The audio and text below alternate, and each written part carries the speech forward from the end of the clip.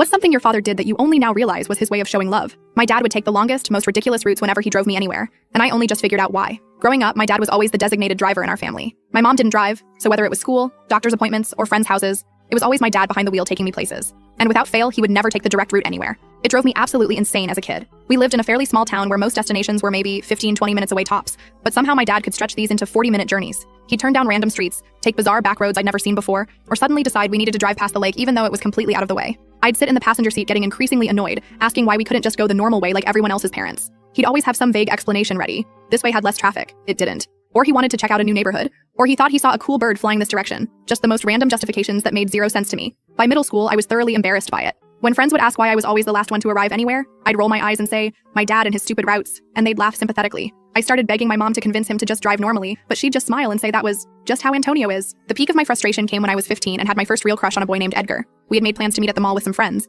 and my dad was dropping me off. I was already nervous and had spent hours getting ready, and I specifically asked him to please just take the direct route so I wouldn't be late. He agreed, but then about halfway there, he suddenly turned off the main road. I nearly lost it. I remember snapping at him, asking what he was doing, and he mumbled something about wanting to show me a house with interesting architecture. I sat there fuming, arms crossed, refusing to even look at the stupid house. I was 20 minutes late meeting Edgar and our friends, and I was so embarrassed I could barely enjoy the afternoon. After I got my license at 16, I made a point of driving myself everywhere possible just to avoid those meandering car rides. Our relationship grew a bit distant during my later teen years. Not hostile, just disconnected. We still lived in the same house, but existed in different orbits. Looking back, I think he felt the loss of those drives more than I realized at the time. Fast forward to last month. I'm 25 now, living about 2 hours away from my hometown. I was visiting my parents and helping my mom clean out some old storage boxes when I found this beat-up journal from when I was around 8 years old. Curious, I flipped through it and found an entry from after one of our weekend drives. Dad took me on another long drive today. We saw 3 deer and a really cool abandoned barn. He let me pick the music and didn't even complain when I played the same Britney song 4 times. Best day ever, best day. I sat there staring at this entry, suddenly remembering how much I had actually loved those drives when I was little, before I cared about being on time or what other people thought.